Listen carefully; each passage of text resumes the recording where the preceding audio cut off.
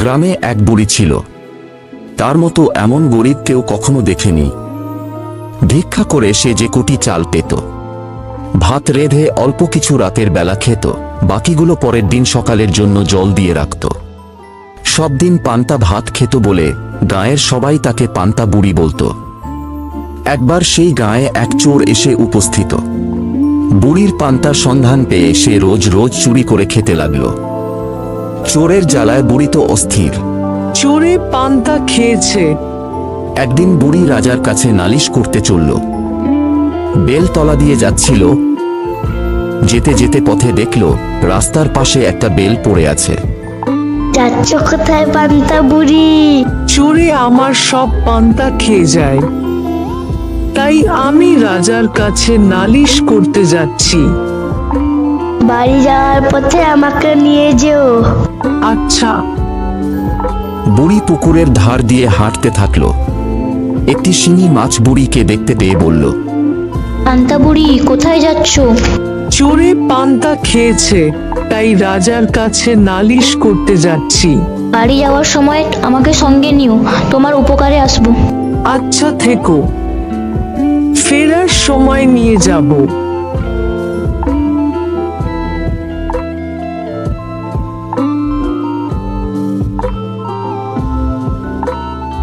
তারপর পান্তা বুড়ি পথের ধারে গোবর দেখতে পেল। কোথায় যাচ্ছ পান্তা বুড়ি? চোরে আমার সব পান্তা খেয়ে যায়, তাই আমি রাজার কাছে নালিশ করতে যাচ্ছি। ফিরে যাবার সময় আমায় নিয়ে যাও, তোমার ভালো হবে। আচ্ছা।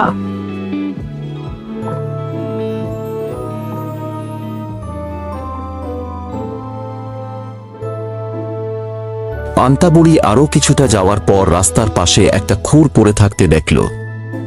ও পান্তা বুড়ি, কোথায় যাচ্ছ? যেখানে যাই তোর কি?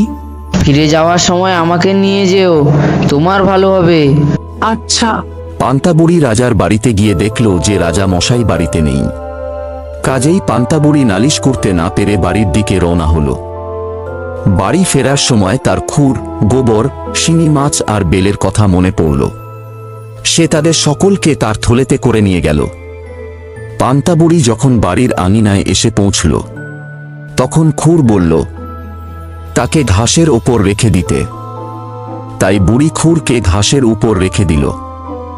তারপর যখন পান্তা বুড়ি ঘরে উঠতে যাচ্ছে, তখন গোবর বলল তাকে পিঁড়ির উপর রেখে দিতে। তাই বুড়ি গোবরকে পিঁড়ির ওপর রেখে দিল।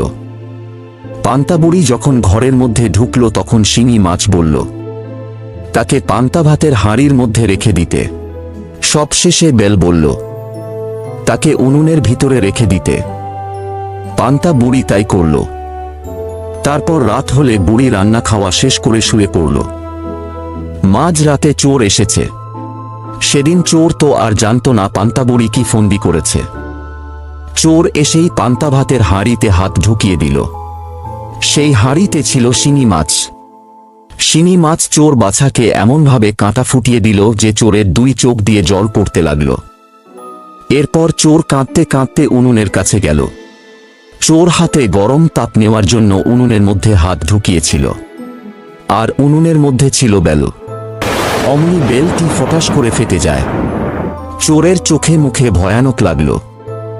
তখন সে ব্যথা আর ভয়ে পাগলের মতো ঘরের মধ্যে এদিক ওদিক ছুটে বেড়ায়। ঘরের ভেতর থেকে বেরিয়ে যাওয়ার সময় গোবরের ওপর তার পা পড়ে যায়। তাতে চোর হড়কে ধপাস করে পড়ে যায়। গোবর লেগে যাওয়ার পর চোর বেটা ঘাসে পা মুছতে যায়, আর সেই ঘাসের মধ্যে ছিল খুর। তাতে চোরের পা ভয়ানকভাবে কেটে যায়। তখন চোর চিৎকার করা শুরু করে। চোরের চিৎকার শুনে পাড়ার কয়েকজন লোক ছুটে এসে বলল, এই বেটা চোর, ধর বেটাকে, মার বেটাকে, কান ছিঁড়ে ফেল।